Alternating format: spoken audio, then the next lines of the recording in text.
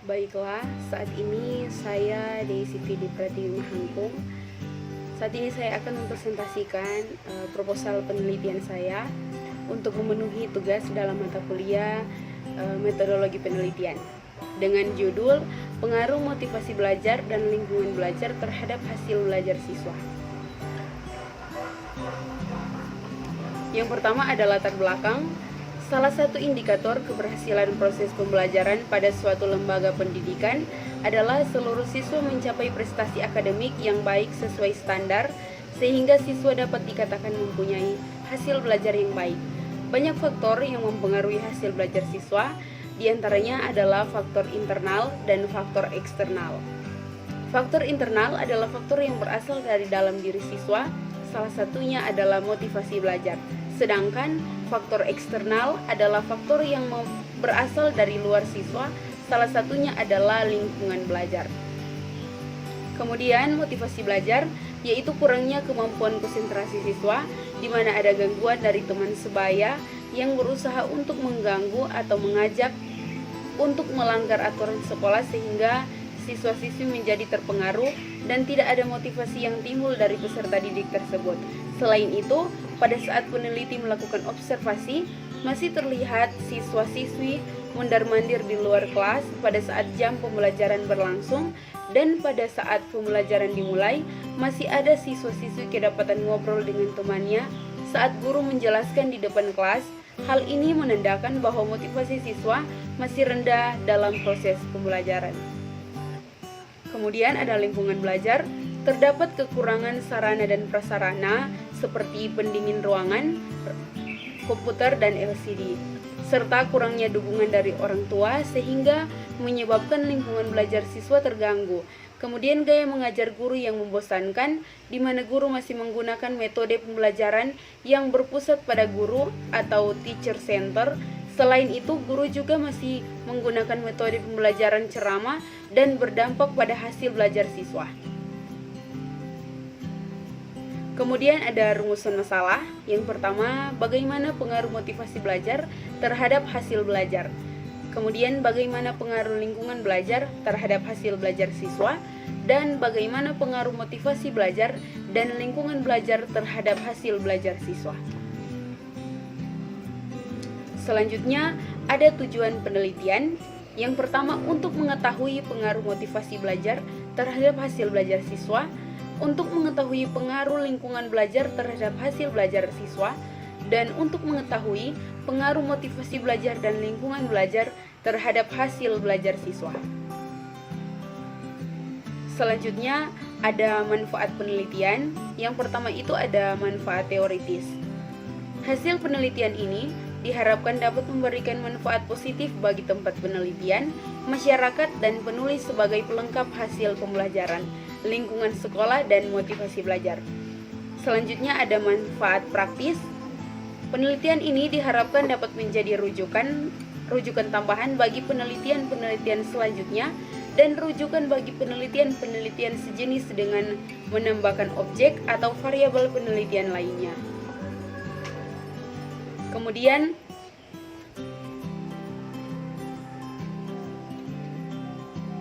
ada landasan teori. Yang pertama, pengertian hasil belajar. Menurut Purwanto dalam Kristarina Bert John 2020, hasil dan belajar adalah kata-kata yang membentuk definisi hasil belajar, menunjukkan hasil melakukan tindakan proses yang mengakibatkan input berubah secara efektif. Sementara pada dasarnya, belajar adalah perubahan yang terjadi dalam diri sendiri seseorang setelah selesai melakukan proses belajar. Kutipan Sain di Jamra 2009 dalam Kristarina Bert John 2020. Jika terjadi perubahan dalam diri seseorang, belajar dapat dianggap berhasil seperti yang dikatakan Hamlik 2011. Dalam Kristiani 2022, hasil belajar bukan suatu penguasaan hasil latihan yang menggabungkan kekuatan. Semakin banyak pengalaman yang ia miliki, semakin mudah baginya untuk bertindak. Selanjutnya ada indikator hasil belajar, yakni ada ranah kognitif, ranah afektif, dan ranah psikomotorik. Selanjutnya ada faktor yang mempengaruhi hasil belajar, Menurut Slameto 2018, ada beberapa faktor yang dapat mempengaruhi hasil belajar siswa di sekolah. Yang pertama itu ada faktor internal yang di dalamnya ada kondisi kesehatan, minat, bakat, dan motivasi. Dan faktor eksternal di dalamnya ada faktor keluarga, aspek pendidikan, dan faktor masyarakat.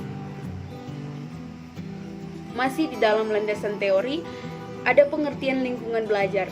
Siswa memiliki hubungan dan di lingkungan mereka, yang merupakan tempat mereka berinteraksi. Karena siswa berada di sekitarnya, maka tidak dapat terlepas dari lingkungannya. Lingkungan siswa mempengaruhi sikap, perilaku, dan kepribadian mereka. Menurut Mudib dalam Kristiani 2022, menjelaskan bahwa lingkungan umumnya didefinisikan sebagai seluruh ruangan dengan benda, daya, keadaan, dan makhluk hidup, termasuk manusia dan perilakunya, yang berdampak pada kelangsungan hidup dan kesejahteraan manusia dan makhluk hidup lainnya. Selanjutnya ada macam-macam lingkungan belajar. Menurut Slameto, membagi lingkungan belajar menjadi 3 kategori, yaitu yang pertama ada keluarga, sekolah, dan masyarakat. Selanjutnya ada indikator lingkungan belajar. Ada beberapa dimensi lingkungan belajar menurut Slameto dalam Kristiani 2022, yakni keluarga termasuk kriteria, sekolah termasuk kriteria, dan masyarakat meliputi indikator. Selanjutnya ada pengertian motivasi belajar. Motivasi belajar merupakan sesuatu keadaan yang terdapat pada diri seseorang individu, di mana ada suatu dorongan untuk melakukan sesuatu guna mencapai tujuan. Menurut Rahman 2022, macam-macam motivasi belajar. Menurut Sardiman 2018, terdapat 2 macam motivasi belajar, yakni motivasi intrinsik dan motivasi ekstrinsik. Selanjutnya ada fungsi motivasi belajar, yakni fungsi penting motivasi dalam belajar, yaitu fungsi motivasi belajar untuk menentukan penguatan belajar, fungsi motivasi dalam memperjelas tujuan belajar, dan motivasi berfungsi menentukan ketekunan belajar siswa. Selanjutnya ada indikator motivasi belajar. Menurut Hamsa Uno, mengatakan terdapat beberapa indikator motivasi belajar, yaitu diantaranya ada hasrat dan keinginan berhasil, adanya dorongan dan kebutuhan dalam belajar, adanya harapan dan cita-cita masa depan, adanya penghargaan dalam belajar, adanya kegiatan yang menarik dalam belajar, adanya lingkungan belajar yang kondusif sehingga memungkinkan seseorang siswa dapat belajar dengan baik. Selanjutnya ada kerangka berpikir. Yang pertama itu ada motivasi belajar, yakni X1, lingkungan belajar yakni X2, dan hasil belajar adalah Y.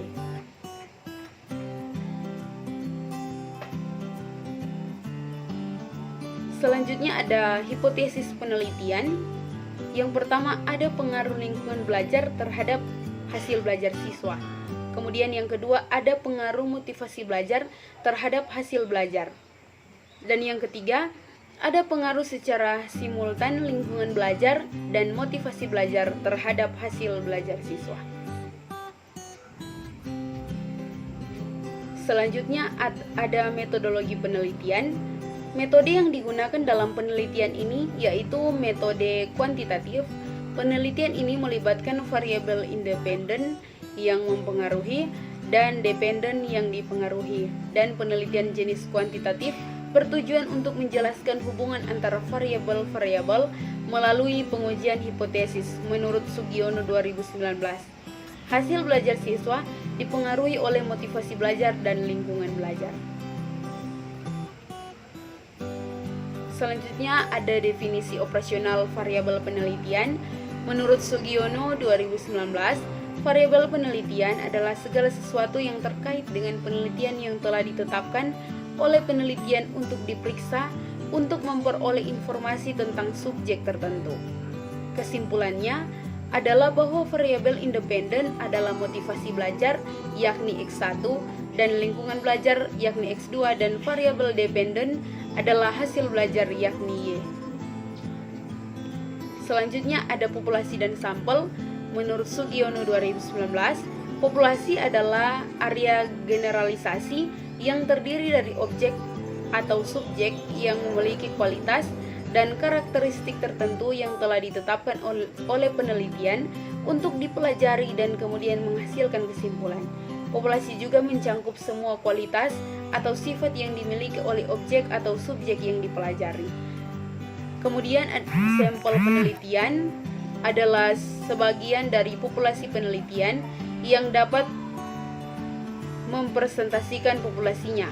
Pada penelitian ini, teknik sampling yang digunakan yaitu proportional random sampling, di mana setiap anggota populasi diberikan kesempatan dan peluang yang sama untuk dijadikan sampel penelitian yang diambil secara acak. Dalam pengambilan sampelnya menggunakan rumus Shovlin dengan taraf kesalahan 10% atau 0,1 sebagai berikut, di mana N per 1 tambah NE pangkat 2 ada keterangan N sama dengan ukuran populasi, E pangkat 2 adalah batasan taraf kesalahan.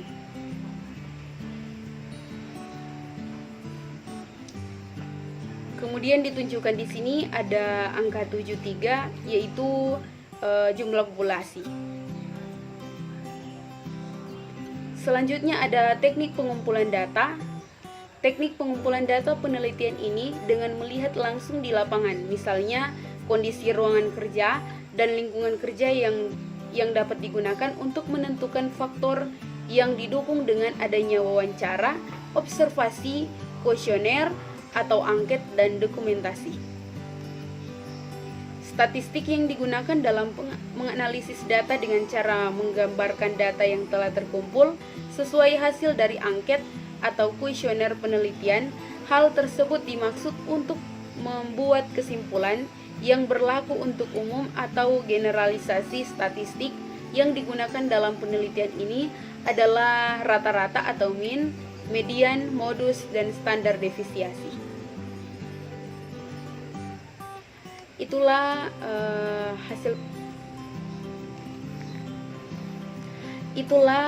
hasil pemaparan proposal penelitian saya. Diucapkan terima kasih dan sekian.